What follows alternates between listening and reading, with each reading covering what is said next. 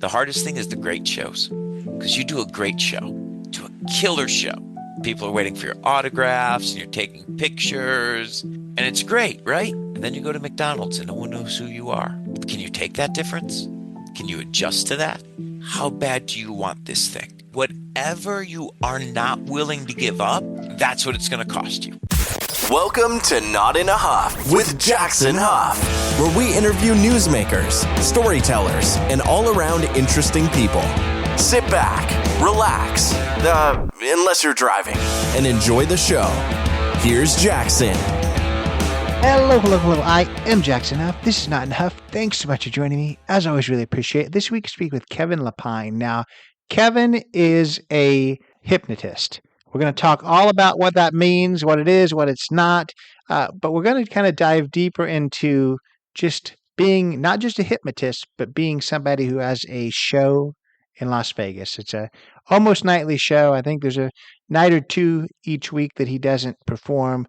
But what's it like not just to, do hypnosis, which is an interesting thing in itself, but to then have a show in what the crazy place that is Vegas. I really enjoyed speaking with Kevin.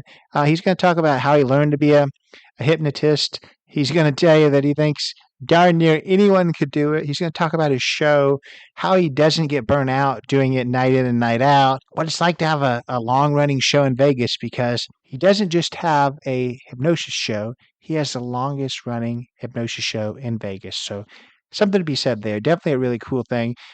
He's going to kind of talk about the beginning, the middle, on how he kind of worked his way up into headlining, just what he hopes for the future. This is a really fun one. I didn't know very much about hypnosis at all, but I think a lot of people look at it and are a little bit frightened by it. Like, is he going to make me do crazy stuff? And I really like what he says there about making sure that those that he hypnotizes are the stars of the show. So I think you're going to really enjoy this one. As you're listening, go ahead and click that subscribe button on Apple or Spotify. Leave a 5-star review on Apple or Spotify. That really helps a ton. Leave a written review on Apple. Helps even more. Follow along on Instagram, Facebook, all them places.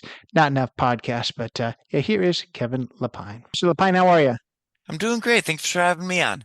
Well, thanks for agreeing to join me. I'm really looking forward to talking to you about hypnosis. That's what you are. You're billed as America's Yes. favorite hypnotist, so that's a big billing for sure.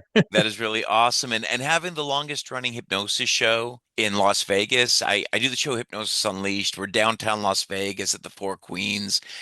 Being able to have the longest running hypnosis show, and literally, I mean, I'm a kid who grew up, all around the Detroit area, got to live in New Orleans for a little while, and then I get to live my dream of being a headliner in Vegas.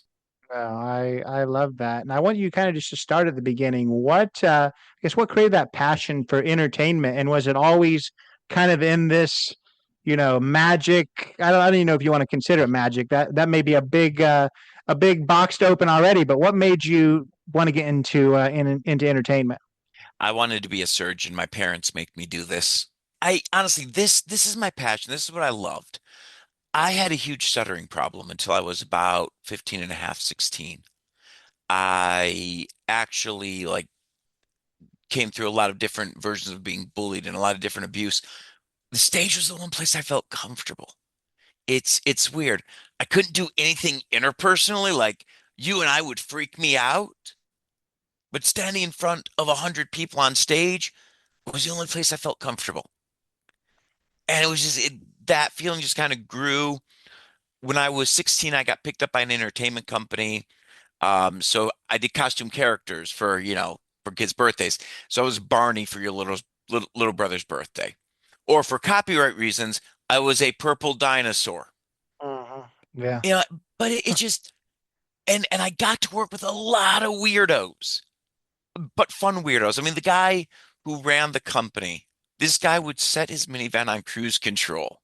And if there's nobody on the expressway, he would actually jump to the back, grab a costume, run back up front, and get dressed while driving. A complete lunatic, but but there were also these really, really energetic people. These people had a lot of positivity and who were trying to to do something. And because I was doing that, I got into clowning. Clowning actually got me into magic. I only got into clowning because it meant I could do more shows. But you weren't wrong, man. Magic was the gateway drug. I started doing some magic in the clown show. The magic kind of just worked for me. It's I don't know how else to say it, but like a deck of cards just felt natural. And then, doing that for a number of years, I got to work with sideshow performers. We're talking about the piece behind me. You're talking about interviewing a strong man. I mean, I used to work with guys who actually were in the 10 and 1 show in Coney Island. And then I started working with hypnotists when I was 25. Excuse me, when I was 20, I got into a course for social workers to learn hypnosis, and it just kind of kept growing and growing and growing.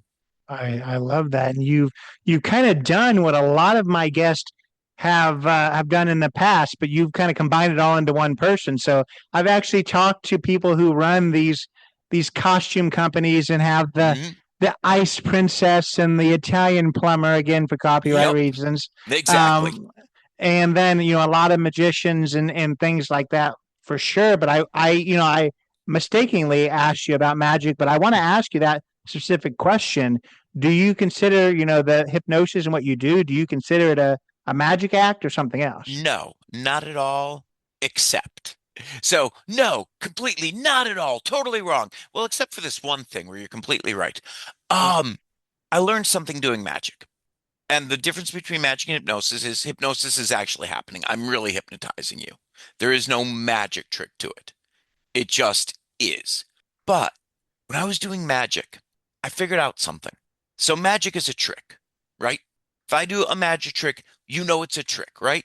But for 1 second, for just 1 second, when you see that magic trick, you have an honest emotional reaction. For 1 second, you laugh, or for 1 second, you clap, or for 1 second, you're just amazed. Now, after that second, your brain starts going, well, I mean, it had to have just been a trick.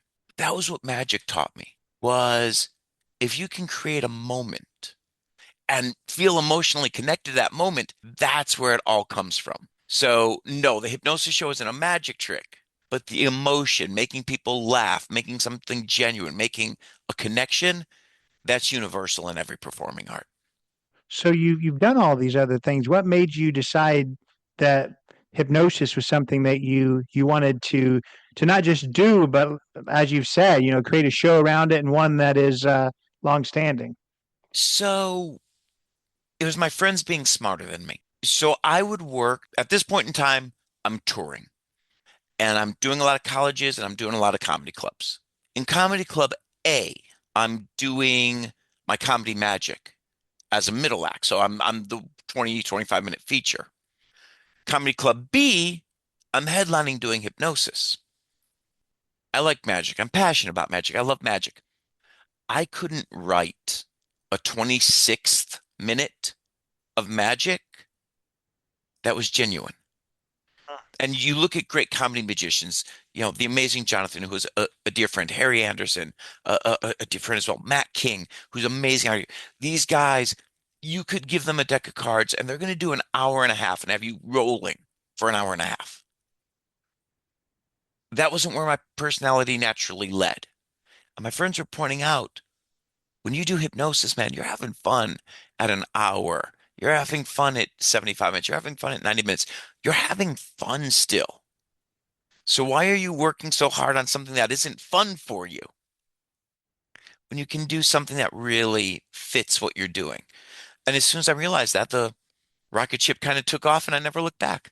Yeah, I think that's amazing. And that's what a lot of people are searching for, just something that they excel at and that they enjoy. So I'm happy that you found that for sure. But I want to talk Yeah. about kind of what hypnosis is and what it's not, because I think that to a lot of Yes. people it's kind of a scary thing or something they just don't know a lot about. And when people don't know a lot about something, then they form They judgments that avoid it. aren't always positive. So that's a really, really big question. But what is hypnosis, and maybe more importantly, what is it not?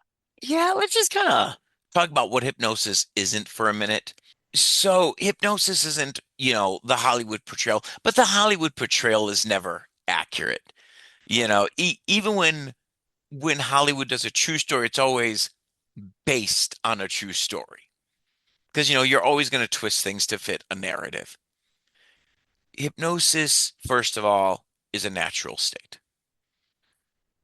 If you've ever fallen asleep at night, if you've ever woken up in the morning, you've passed in and out of different states of hypnosis. And it happens to you during the day. You get lost in a daydream, everything else kind of vanishes for a few minutes. Or you're driving, especially late at night, you're driving in your neighborhood, you're driving somewhere you've driven a million times before. But did you stop at you were focused on the road, you were focused, but you don't remember the fine details of that. Or you're supposed to drive somewhere, but it's on the path to work and you've missed your exit because you're driving to work now because your brain just kind of goes into that pattern. Those are moments of hypnosis. We've all slid in and out of it. People tell me all the time, "Oh my God, I didn't really believe in hypnosis until I saw you. I saw it on TV. I didn't think it worked like that." I'm like, you know what? On TV, I've seen people fly. None of us believe what we see on TV, and you probably shouldn't. So when you see it live, it's a whole nother experience when you understand these are real people who get put into this state of hypnosis. And in my show, my big goal is if you volunteer at Hypnosis Unleashed, I want to unleash your inner superstar. If I get you to volunteer, I want to make you look awesome. Because one thing I learned a long time ago, everybody in my audience doesn't know who you are, but they all know one thing about you. Oh my God, that could have been me. So if I make you look good, if I make you a star, if I unleash those parts of you, you're going to have fun and they're going to have fun.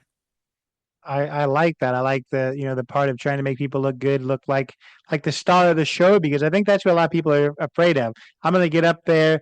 If they put me into a hypnotic trance, they're gonna make me, balk like a chicken or Mm. something. And it doesn't sound I like am I that's your am way goal. more creative than that. Yeah, yeah, yeah. It's of course you are going to do some fun, funny, and adult things at my show. Mhm. But overall, if I make you look good, then you want to come back and bring other people. If I make you look like an idiot, you don't even want to tell people you did it. Mhm. And there's a difference between, hey, we're going to do some stuff. You're going to be silly, but you're going to have fun. And me trying, and unfortunately, like we've all seen different types of shows where the performer really doesn't know what they're doing and they tend to degrade people that they're talking to. And it's funny because I work alongside some great what would be considered insult comics. And these guys are loved by the audience. But one of their secrets is while they might be poking fun at you, they still love you. It's a weird thing. But to watch those guys, I'm like, okay, I don't want to insult anyone. But where does that genuine love come from? And growing with Yeah. that love makes it great. Yeah, yeah, and you mentioned that that you do it mostly with volunteers, so maybe this kind of takes out the I guess the skeptics in things, but because I've talked to psychics and people Hmm. that do that kind of thing, and I always ask them, does it take somebody who is completely receptive for you to be able to do what you're doing? If you have somebody up there that just thinks this is a load of BS? Is it something you still can work with, or is that can people go into these hypnotic states if they don't believe what you're selling? So I forgot to ask you before we started, but G-rated, PG-rated, or PG-13? I won't go hard R, but where's my limit You here? can you can say whatever you'd like. Well, the reason I ask is because there's one line in the opening of my show. I make it really clear. Don't volunteer if the only reason you want to volunteer is to prove to me you can't be hypnotized because you win. Yeah. And I say that and I do that because and I make a joke out of it. But the whole idea behind this is, look, if you don't want to go under, I can't force you to. I can't physically drag you up here on the stage and go, relax. Either you want to give it the shot or you don't. The funny thing is, the person who really, really wants to be hypnotized, a lot of times they're not the ones who go under because they're the ones who you can watch on stage. And honestly, like everybody in the audience can read this person's mind as well. As you're watching this person sitting in the chair going, am I relaxing enough? I don't know if I'm relaxing enough. Wait, what did he just tell me to do? And they're putting so much pressure on themselves that they never get to relax. The person who goes under best is the person who walks up to me and goes, look, I have no idea if this is going to work or not, but I'll try. And it's weird, but because they don't care about the end result, next thing they know, they're the star of the show. I So love that. it's not that you can't be resistant to it, but you also don't have to be like some diehard believer in anything either. Yeah. So do you think is, I guess, being a hypnotist, is it something that a skill that is just trained? Is it something that is a bit of an innate ability, or what's that look like? I've often said a brain damaged chimpanzee can hypnotize people, and I know because I do. Learning hypnosis is easy. Learning the techniques of hypnosis is easy. Learning to work with people, that's a hard skill. The hardest skill that I have as a hypnotist doing, 250 shows a year. My major skill is once you're under. I'll do two or three things with the whole group, and they're fun and they're funny things, but I'm watching you. I'm watching how you react. How do you do this? How do you listen to what I'm saying? How deep into this moment are you? And I start learning to target your personality. And when I say that, it's like there's some people who, even under, they're going to be a little bit nervous. And so I won't put undue spotlight on them. Like if you still seem a little reserved or withdrawn, I'll make sure that what you do with the group. If, on the other hand, in the first couple of things, you have this really big personality, oh, well, now I can do this, this, and this with you. And it's funny because some of the people who walk up, their spouse in the crowd will go, "Oh my God," because they've never seen their spouse open up like this. But, you create a situation, you create that hypnotic state, and they feel comfortable and they open up on this big level. And yeah, I've had some people who have totally surprised me because they can be the mousiest, the most withdrawn, the shyest. And once they're on there, because those barriers are kind of down for a minute, they're not nervous about it and they just flourish. It's funny for the audience. It's fun for me, but I love watching whoever they came with in the audience, their eyes getting this big and going, "Oh my God, I didn't know they could do that." Uh, That's a cool feeling. that has to be really, really cool. And I think this is probably the biggest softball question I could possibly ask. Almost a marketing ploy question, but if Go for it. somebody comes on a Wednesday and then they also come on a Thursday, are they going to see the same thing? Is it the same show twice? You will probably see a very similar opening monologue from me because there are things that I need to make sure people know. But when people come back, I always make sure to throw in something different. Plus, I never know what a volunteer is going to do on any given night. What you saw somebody do last night will be totally different because it's a whole different group of people doing it tonight. And who knows how they're going to interpret it. And that's actually what makes it really funny for me too is so my wife is the main assistant in the show. She does all of the hard work, but it's really funny because there's been many times where it's like after the show, I'm asking her, why did this person do this on stage? Did they misunderstand me? And she's gone, no, no, no, they understood you. But to them, it meant something different, Yeah. and it's cool working with those personalities going, huh, Why are they doing that? Yeah. I mean, I'm sure there's a million stories and maybe hard to come up with them, or Well, maybe you've got one right away. But what's some interesting things that have happened while you're up there? well, okay, just to go back for 1 second. We were talking about like Please, people's personalities. please. And I'm talking, talk about like the big personalities versus the little personalities. On the count of three, you're in a rock band, you can play any instrument you want. And you got these big guys slamming the drums. You got, these girls rocking out with the guitar. And then one night I'm watching a guy and here's his whole personality. What is he doing the symbols? He's playing the triangle. Oh, the triangle. Yeah. I'm telling you, you can play any instrument you want. I get to play the triangle. Wow, that's okay. We're not going to put one-on-one spotlights on you much. I've had so many. One of my wife's favorite moments is I do this thing where the girls think the women on my station think I'm ugly, the guys think I'm adorable, and we had a professional rugby player up there, and this guy grabbed me and huddled me on his lap, and I mean like he was not letting me go for anything. And he was ragdolling me, and my wife freaks out a little bit, and she's, going, let him go, let him go, let him go. And if I would have said sleep, he'd have let me go in a second. But the audience is laughing as I'm getting like ragdolled all over this place by a huge rugby player. It's funny, fine. I'll take the hit. It's worth it. But we've turned giant guys into Britney Spears on any given night. Like the other night, we had this guy who was covered in tattoos, and I told him the tattoos on the opposite arms were arguing with each other.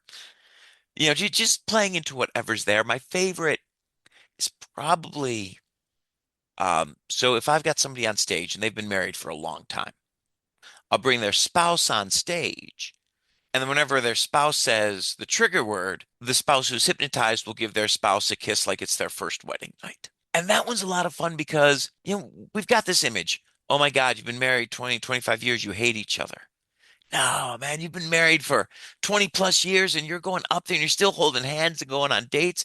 It's awe-inspiring. And then, sometimes we'll have a guy give birth, we'll have people fight over napkins.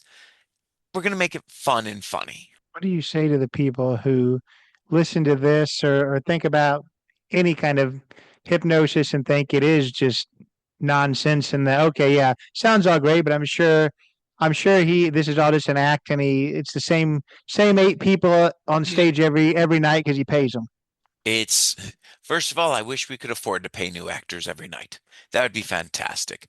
But that's also why, so thanks to social media, and man, you don't hear that phrase much anymore. But thanks to social media, we regularly put up pictures of our volunteers for the night. Just because I want you to be able to see how many different people there are. And yes, there are some people who refuse to want to believe it. Okay, fine. I don't know why you came to my show if you just want to prove it doesn't work. It's kind of an odd, but then again, there are some people who go to magic shows just to prove they can figure out how they're done. But my goal in a show is I want you to understand, like I do everything I can to demystify it. I don't want it to be spooky and creepy. I want you to understand, here's why they're doing this. And by the way, if I can get them out of the audience and have them do this,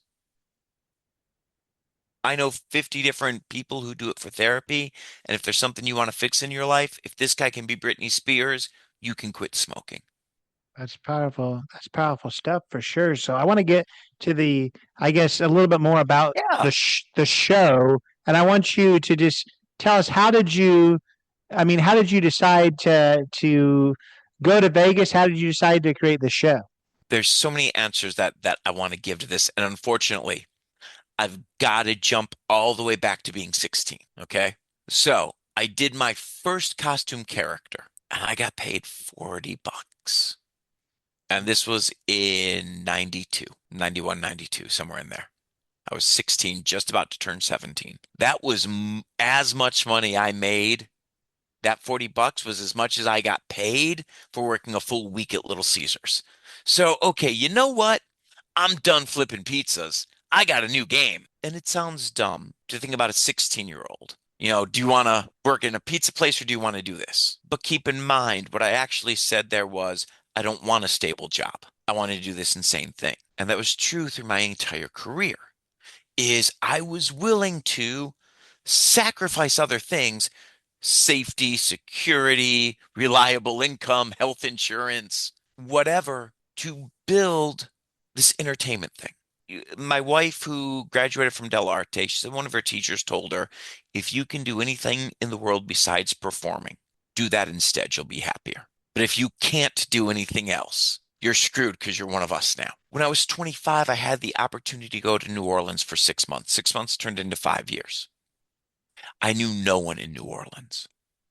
It was literally, I had an opportunity, or I could stay in Detroit where it was comfortable and easy. And the one thing I knew as I was leaving for New Orleans, I knew one secret. Detroit would always be there. I could always go back. And the 5 years in New Orleans were amazing. Katrina's what sent me back to Detroit. But in New Orleans, I got to work with great performers as well. I got to work with people who really built me up, started touring colleges. When I came back to Detroit, taking that whole world of experience, I was able to turn it into doing corporate shows all over the world. And after 5 years of doing that, I had an opportunity to come to Vegas for 6 months. And 6 months is now almost 15 years. And it's awesome. But the majority of it is, how bad do you want this thing? And whatever you are not willing to give up, that's what it's going to cost you. And I don't mean to sound negative. I don't mean to sound mean when I say that. Because yes, some people have made it while having a 40-hour week job and a family and everything else, but it makes it a lot harder.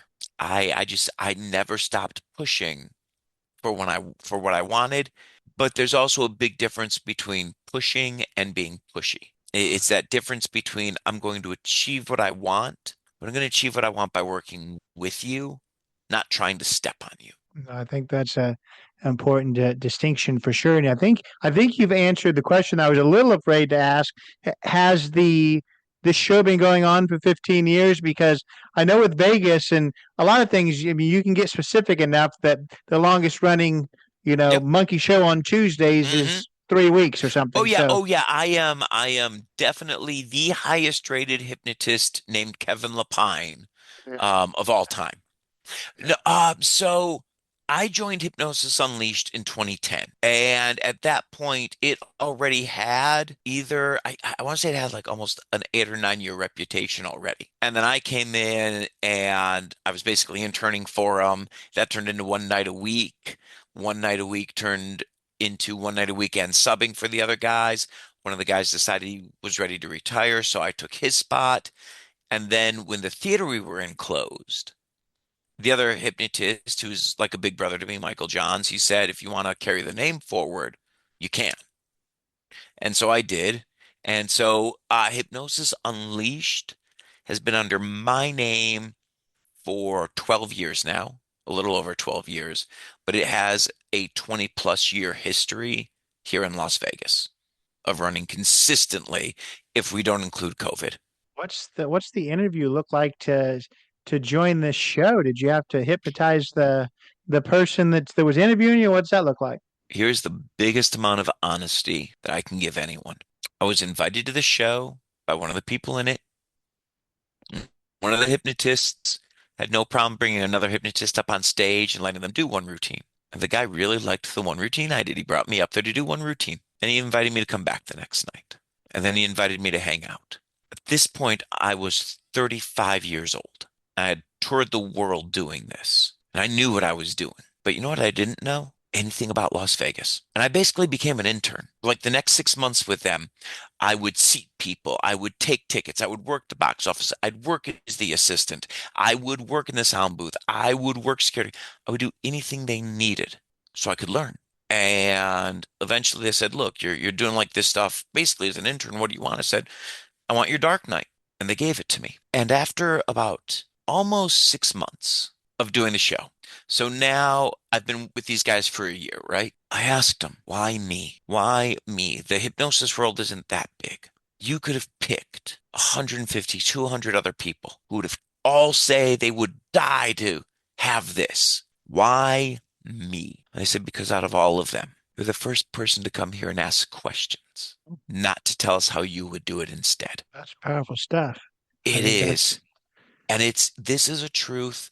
I don't care what job you're in. I don't care what career you're in. If there is someone you look up to and you reach out to them sincerely with a question, and then you sincerely listen to the answer, don't interrupt the answer. Don't tell them, well, that's not the answer I would have given because I would say do that. Listen, everyone who's successful, anyone who you think is more successful than you, well, I'll tell you one giant secret. There's more room at the top than there will ever be people to fill top positions, but only if you're willing to learn. And humility helps you grow more than anything else. Sincerely reach out, ask those people. You'll be surprised at how much knowledge they'll give you.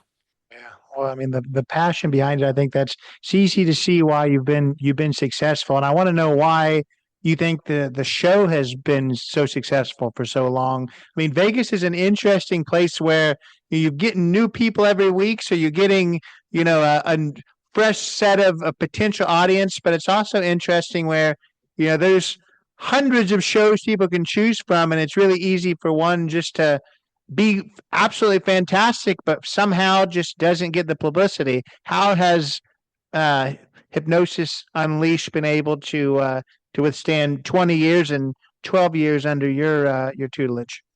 So the first thing you need here in Vegas, if you're going to have a show or a restaurant or a casino, and mind you, I'm like one of the smallest shows in Vegas, okay? But me and Caesar's Palace still have to do the one thing in common. I have to give you a reason to come back. Caesar's Palace isn't going to live if they can't convince you to come back. MGM will gladly take that customer. If I can make sure you're having a good time, word of mouth is the strongest advertising out there. My friend told me I needed to come and see you. Hey, we saw you 2 years ago when we were here. We had to come back. And one of the great things I'll say about the Vegas community, especially the smaller shows, we don't want fans. I've never wanted a fan. I want friends. When you come and see my show, I want to connect with you. And I want to connect with you in such a way that it's not, oh, we should go see that hypnotist again. It's, oh, man, we should go hang out at Kevin's show again. And but there has to be a sincerity there. It can't be fake because audiences know when you're lying. They know when you're not being sincere. When you give them sincerity, they'll bond with you and they'll come back. Yeah, so I mean, you maybe it's just that passion behind it and wanting to be sincere and know that you're doing it among friends. But given that you're doing this night in and night out, at least 5 days a week, how do you make sure that you, I guess, remain fresh? How do you make sure that because you're not going to be feeling super chipper every day. Everyone has their own mental health. So how do you, I guess, how do you make sure that every show that people are getting, I guess, the best Kevin Lepine? I can't give you the best day Kevin Lepine's ever had. I can give somebody that, but who who knows when or what that'll be. But from bell to bell, from the start of the show through the end of the show, it's one thing I never forget. You chose to see me. Do you know what that means in Vegas? You chose not to see Carrot Top. You chose not to see the Topless Show. You chose not to see Cirque. You chose not to see Celine. You chose not to see Blue Man Group. You chose to come and see me. And so for that period of time, I owe you 100%. And the other reason I owe you 100% is tickets to my show are 35 bucks. Some people had to work almost 2 hours, maybe a little bit more to make that after taxes. Except you didn't come alone. You brought whoever you're dating with you. So now you worked almost 5 hours, maybe 6 hours to come and see my show. You could have gone to see a movie. It would have been a little cheaper. Special effects would have been way better. But not only did you choose to spend your money with me, you chose to give me your vacation time. Limited time in the most limited time. I owe you the best I can give you. I owe you that.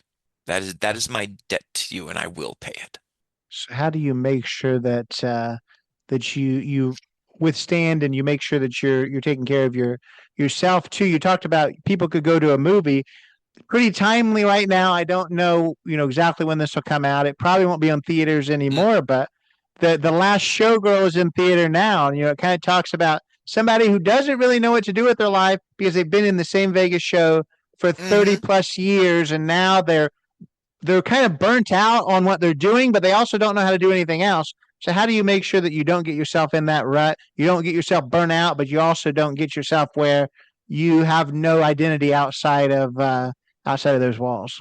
I've been really fortunate. I've been really lucky. Most of the performers that I've met throughout my career have been fantastic human beings. They've been very giving, they've been very caring, they've been very warm. I would say at least 85% of all the performers I've ever met have been that. Less than 15% have been jerks. But part of what makes the people who are happy happy is they have a world beyond what they do. They have other interests. They have other desires. They have other friends. They have other interests. If you turn yourself into a one-dimensional human being, it's a really, really sad life. And I have been fortunate that I've had great friends around me who have shown me the difference. And the trick is the the first trick you learn has to be financial, which is how do you save up for when you don't want to do it anymore? As much as you're going to say that about the last showgirl. Well, the same is true for that accountant who's done it for so long, and then that company closes, and they weren't quite ready to retire yet. And they didn't really have a retirement plan either. They knew they were gonna retire, but retire to do what? So it becomes that next question of if you stopped doing this tomorrow, what would still ignite your passion? If you can't do this tomorrow, what would you start doing next week? And performers, doctors, accountants, anybody, factory worker, you've done that for 40, 50 hours a week every week for 40 years, maybe a little bit more. Now I'm telling you to retire and you're sitting at home and there's no community around you anymore. See, this is what people forget is it's that community of people. Everyone I know who has retired successfully has retired, and most of them don't work for money. Some of them still work for a couple of bucks, but it's in doing something in a community they want to be a part of. This person was a CEO of this major stressful corporation, and now he makes minimum wage because they have to pay him to help out at the dog shelter, which he'd gladly do for free, but legally they have to pay him. But he's doing something he wants. He's doing something around a community. Those the all the lines about the old guys who are just sitting around playing golf. It's not about playing golf. It's about having a community around you. Yeah, I definitely understand what you're saying, about it being any job being a tough thing to move on from. But I'm going to challenge you just a little bit with that because, when you were talking earlier about how if you could do anything else other that the person told your wife, if you could do anything other than Hmm. entertainment, then do that.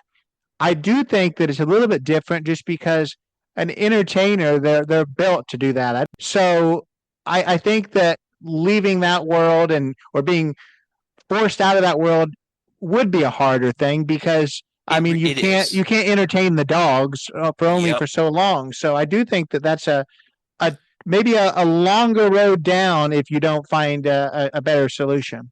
But that's also if you are wise, and Lord knows wisdom and performers, there's a combination that goes hand in hand.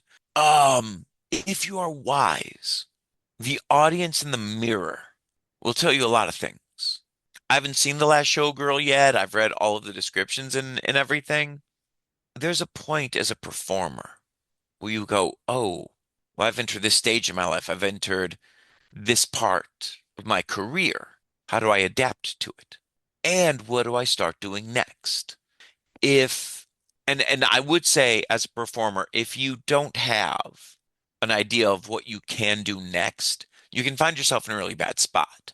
But in our modern world, nobody's guaranteed a 40-year career doing anything anymore. And I think everybody always has to have in the back of their mind, what's something else that could make me happy as well? Like if for some reason I couldn't do the hypnosis show here anymore, yeah, I'd go back on the road a bit. I'd pick up more road gigs. I'd pick up corporate gigs, or I'd probably speak at more conventions. If I now, if I get to do it my way, my choice is do it until I want to retire. And then when I want to retire, I'll take the 12 gigs a year I want to take, and that's that. Yeah. That then it becomes a what do you want to do, not what do you have to do. Yeah, yeah. I mean, it's easy to look at the show that you do, the passion you have behind it, and see all the positive things. Obviously, you get to do something you love. You get to entertain people. You get to make people happy. You get to perform and kind of be the star of the show as well. These are all really really great things. And so we're gonna put those aside and realize that the bulk of what you're doing is amazing. What's the hard parts of doing what you're doing? I mean, you do have to do this night in and night out. It can't be all rainbows and butterflies all the time. So No, what's no, what's the it's tough challenging part? sometimes. It can be tough sometimes. There are times you have small crowds, there are times you cancel shows. And that hurts. That's a huge ego drain.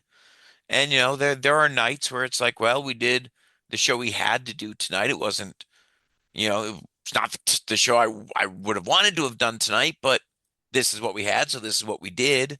And I have to look at it like a baseball player. Now, as far as baseball goes, I would be the greatest baseball player in the world with uh with with my home run stats. With my at bats, I'd be killer. Still gonna strike out once in a while. When that happens, you just gotta brush off that last one and get ready for your next at bat. And it's tough sometimes. It is hard to have that and to do that with a smile and to say, yeah, you know what? Okay, fine. Let's move forward with this. Now, it's hard to do a show on a day when you've lost somebody, but that's happened. My wife had to go on stage. She got notified from her sister as she was walking out on stage that their dad died. It was just really, really unfortunate timing about when she got that news. It's hard, but it's the job we signed up for. And one of the hardest though for performers who don't have a great support system around them, everybody thinks the hard part is the tough shows. It's not. The hardest thing is the great shows. Because you do a great show, do a killer show. People are waiting for your autographs and you're taking pictures.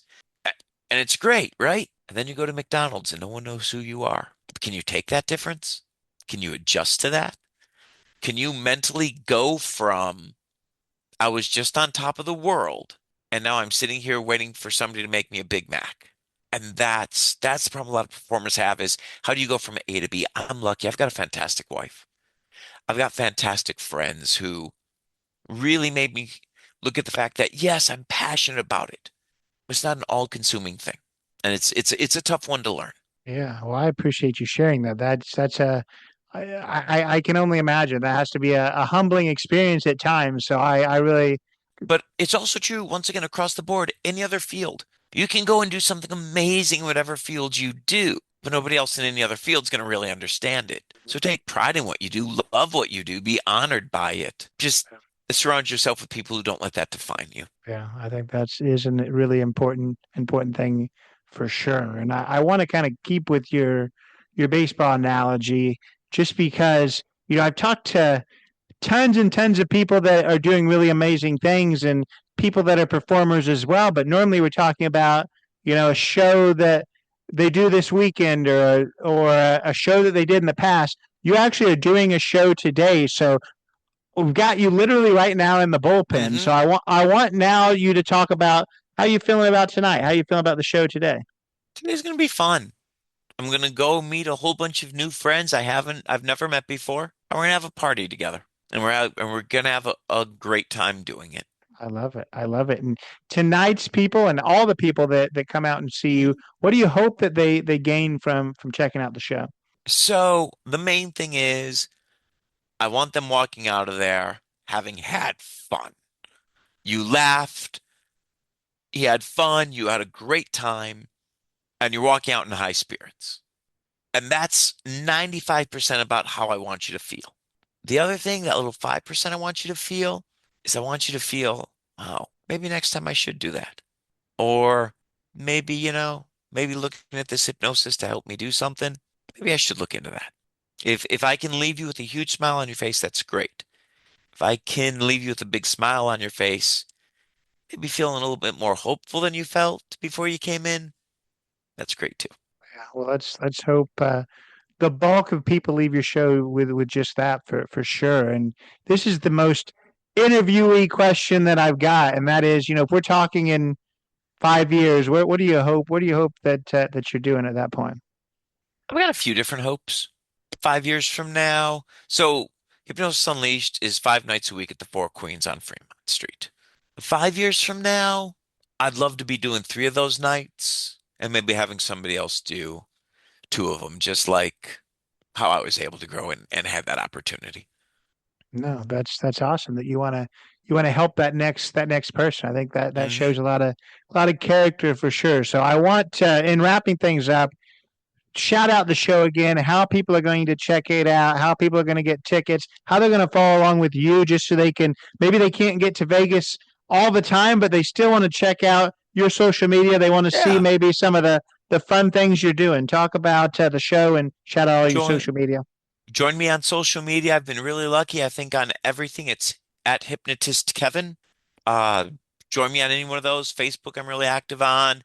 Instagram, I'm figuring out. TikTok, I'm figuring out. But God, TikTok was great when I went when my wife and I went to Japan on vacation because that was a cool way to see what some stuff was. Um, so any of the social medias, please add me, follow me. If you have questions, reach out to me. But the show, go to hypnosisunleashed.com. We'd love to see you. It's recommended 18 and over. Any age can attend with adults, but we do use a lot of adult language in adult situations. But either come to the show, sit back and laugh, or take one of the best seats in the house, volunteer and become a superstar. Oh, I really, really appreciate your time. Thanks so much. My greatest pleasure. So that was Kevin Lepine. Hope you enjoyed that as much as I did. Really fascinating guy. I learned so much about hypnosis and just about kind of the technique behind it. I certainly had no idea. I'm definitely gonna have to check out the show when I'm in Vegas next, which is just a few weeks away. Um, I urge you to check out his show, Hypnosis Unleashed. If you're ever in Vegas, I'm sure he'd love to see you and love to know that you heard about him on this podcast. I will put the links to all his information in the show notes, his social media. I'll put a link to the website for Hypnosis Unleashed so you can go check him out the next time you're in Vegas. But I really appreciate you being here. Kevin, thank you for being here. If this is your first time listening or you haven't already, go follow along on Instagram, Not Enough Podcast, on TikTok, Not Enough Podcast, Not Enough with Jackson Huff on Facebook. Go leave that 5-star rating on Apple and on Spotify. Leave a written review on Apple. That helps a ton. But if you do nothing else, catch us next week. Take it away, Chris. This has been Not in a Huff with Jackson Huff. Thank you for listening. Be sure to join us next time where we will interview another amazing guest who is sure to make you laugh or make you think. Or, hey, maybe even both.